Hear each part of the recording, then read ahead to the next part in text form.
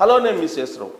చంద్రబాబు నాయుడు సైబరాబాద్లో నాటినటువంటి మొక్క మంత్రి రజని ప్రస్తుతం గుంటూరు టు ఇన్ఛార్జిగా ఉన్నారు. చిలుకలూరుపేటలో గత ఎన్నికల్లో గెలిచి అక్కడ గ్రాఫ్ బాగలేనందువల్ల గుంటూరు టూకి షిఫ్ట్ అయిపోయారు. ఇప్పుడు జగన్మోహన్ రెడ్డి షిఫ్ట్ చేశారు కూడా. ప్రస్తుతం డయేరియా సమస్య గుంటూరు ప్రజల్ని ఇబ్బంది పెడుతున్నటువంటి సమయంలో, వ్యాప్తి చెందుతున్న సమయంలో రజనీ మాత్రం సరైన సమయంలో స్పందించట్లేదు అనేటువంటి ఆగ్రహాన్ని మాత్రం ఇప్పుడు ఆమె మూటగట్టుకుంటూ ఉన్నారు. సో ఆమె యొక్క పనితీరు ఏంటి, ఆమె గుంటూరు టు అలాగే మంత్రిగా ఏ హోదాలో ఏ విధంగా ఆమె చేస్తున్నారు అనే దాని మీద విశ్లేషణ అందించడానికి ప్రస్తుతం సీనియర్ జర్నలిస్ట్ శ్రావణ్ గారు లైవ్లో సిద్ధంగా ఉన్నారు. నమస్తే అండి శ్రావణ్ గారు. నమస్కారం అండి సార్. నమస్తే. సో రజనీ సోషల్ మీడియాలో చాలా పాపులరు. ఆమె ముందుకు కదిలితే సార్ వెనక చాలామంది వస్తున్నట్టు ఎప్పటికప్పుడు విజువల్స్ కూడా అప్లోడ్ చేసి పాపులర్గా మారారు ఆవిడ. ఇప్పుడు గుంటూరులో ప్రజలు డయారియాతో బాధపడుతుంటే సరైనటువంటి సమయంలో ఆమె స్పందించట్లేదు అనేటువంటి ఆరోపణలు ఎదుర్కొంటున్నారు. దానికి గల కారణం ఏంటి? ఆమెకి అవగాహన లేకపోవటమా, లేదంటే ప్రభుత్వమే కోఆర్డినేట్ చేయట్లేదా ప్రభుత్వంతో? ఏం జరుగుతుంది సార్?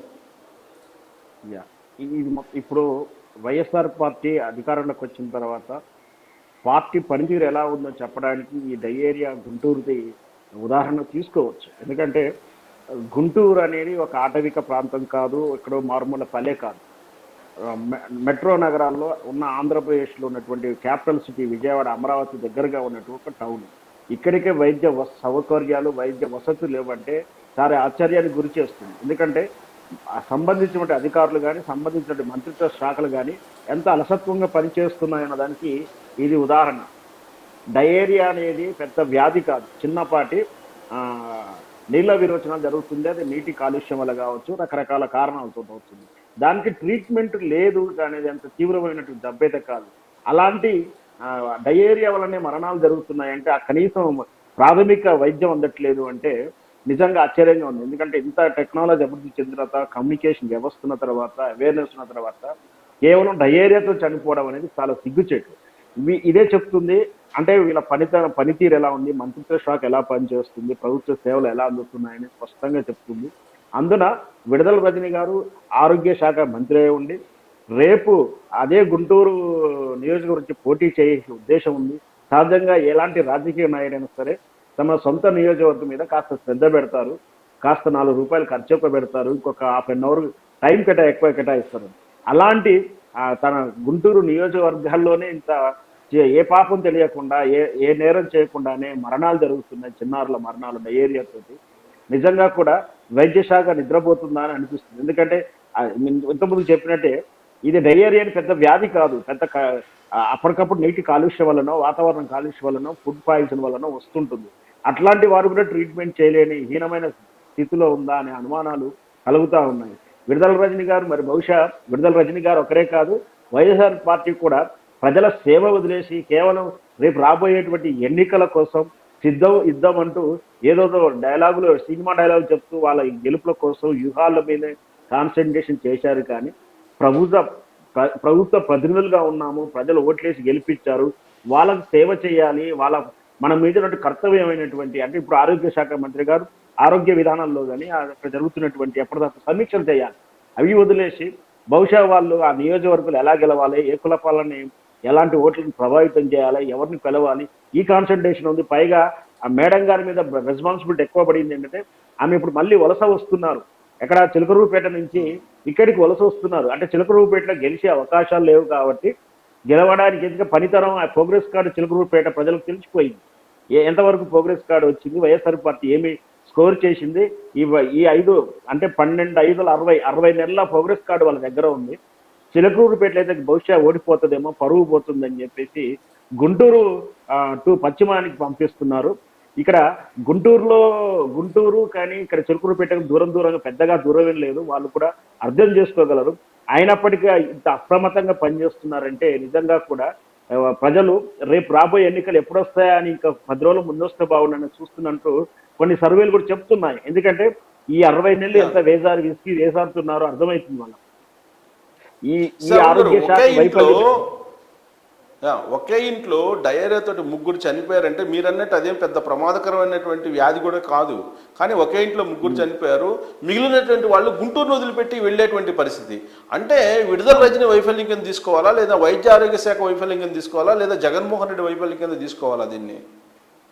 సార్ మీరు ముగ్గురు మనిషి పేరుని విడదీయలేనట్టుగా ఆ మూడు కూడా ఒకటి. వైఎస్ఆర్ పార్టీ ప్రతినిధిగా, రాష్ట్ర ముఖ్యమంత్రిగా, ఈ ఆరోగ్య శాఖ మంత్రిగా, కాన్స్టిట్యూషన్ కు ప్రతినిధిగా, ప్రజాప్రతినిధిగా అందరూ కూడా బాధ్యులు దీంట్లో.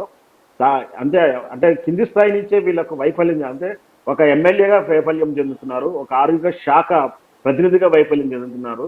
దాంతోపాటు ఈ రాష్ట్ర ముఖ్యమంత్రి కూడా జగన్మోహన్ రెడ్డి ఏ విధంగా వైఫల్యం చెందాడో స్పష్టంగా అర్థమవుతుంది.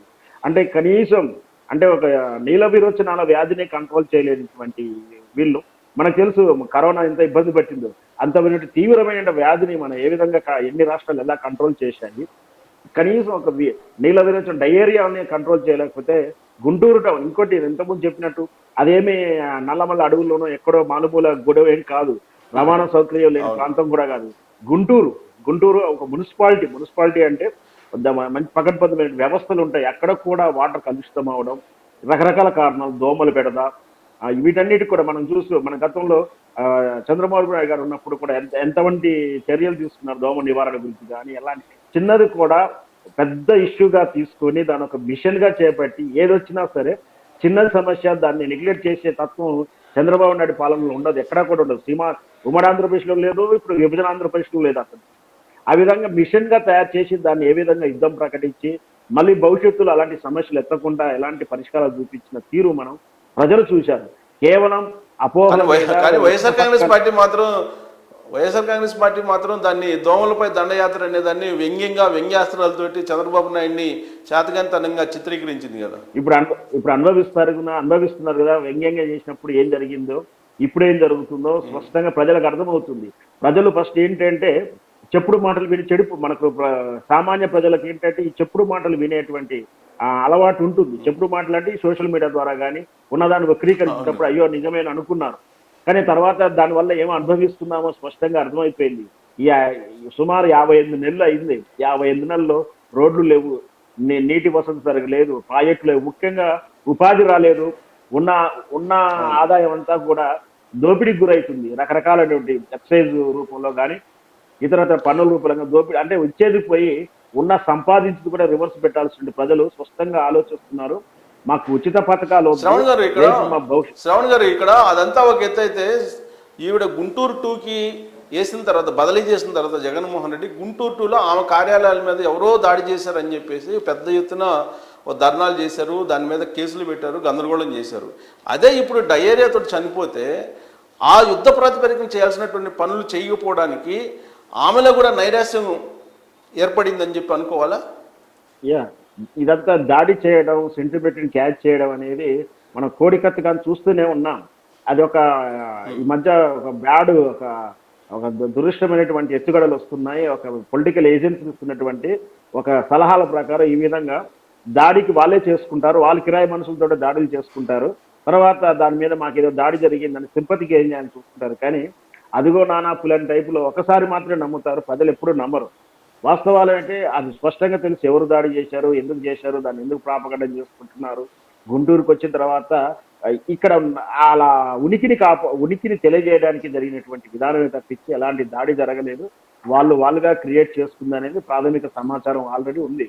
ఇకపోతే వీళ్ళు రాజకీయంగా వాళ్ళ ఉనికిని కాపాడుకోవడానికి, గుంటూరులో ప్రచారం చేసుకోవడానికి, గుంటూరు కుల సమీకరణాలు రకరకాల ఎత్తుగడలు వేసుకోవడానికే కాన్సన్ట్రేషన్ చేస్తున్నారు, సమీక్షలు చేస్తున్నారు, యాత్రలు చేస్తున్నారు. కానీ ప్రజల సమస్యలు ఏంటి, మన మీద ఒక బాధ్యత ఉంది, ప్రజాప్రతినిధులుగా ఉన్నాము, ఒక శాఖ మంత్రిగా ఉన్నాము, ఆ శాఖలో సమీక్షలు ఏం జరుగుతుంది, ఏం ప్రాబ్లమ్స్ వస్తున్నాయి, వ్యాధులు అనేవి వచ్చి ముదిరిన తర్వాత బయటకు వస్తుంది, రాకముందుకు ఎలాంటి చర్యలు తీసుకోవాలి. ఫస్ట్ ప్రాథమికంగా ఇష్యూ స్టార్ట్ అయిందంటే ఒక నలుగురితో దయ్యనే గుర్తించామంటే గుంటూరు పట్టణం మొత్తం విస్తరించకుండా ఎలాంటి మిషన్ చేపట్టాలి, ఉన్న పలంగా బ్లీచింగ్ చల్లడం కానీ, ఫాగుకు అంటే దోమలు పోయేలా ఫాగుని స్ప్రెడ్ చేయించడం కానీ, కనీసం మా ఓదార్పు దగ్గరికి వెళ్ళి ఆ కుటుంబాన్ని పరామర్శించడం, భరోసా ఇవ్వడం, మీరు ఈ విధంగా ప్రాథమిక చర్యలు తీసుకోండి, మీరు ఇట్లా నివారణ చర్యలు అంటే శుభ్రంగా నీళ్ళని తాగండి, కాచి తాగబెట్టుకోండి అంటూ వాళ్ళు డెమో చేసి వాళ్ళని భరోసా కలిగించాల్సి పోయి ఇంకా వాళ్ళ ఎన్నికల నిర్వహణ, ఎన్నికల మేనేజ్మెంట్, సిద్ధం సభలు వీటి మీద కాన్సన్ట్రేట్ చేస్తున్నారు. రైట్ అండి, thank you very much Shravan గారు విశ్లేషణ అందించినందుకు. ఒక్క సమస్య చాలు, ఒక్క ఇష్యూ చాలు మొత్తం రాజకీయాన్ని లేదంటే ప్రభుత్వాల్ని మార్చడానికి కూడా. ఇప్పుడు డయేరియా సమస్య గుంటూరుని పట్టి పీడిస్తుంది. ఆ సమస్య మీద పోరాడలేనటువంటి పరిస్థితుల్లో ఇప్పుడు జగన్మోహన్ రెడ్డి ప్రభుత్వం ఉంది. అక్కడ ఉన్నటువంటి మంత్రి కూడా ఆ దిశగానే ఉన్నారు. సో రాబోయేటువంటి రోజుల్లో దీని ప్రభావం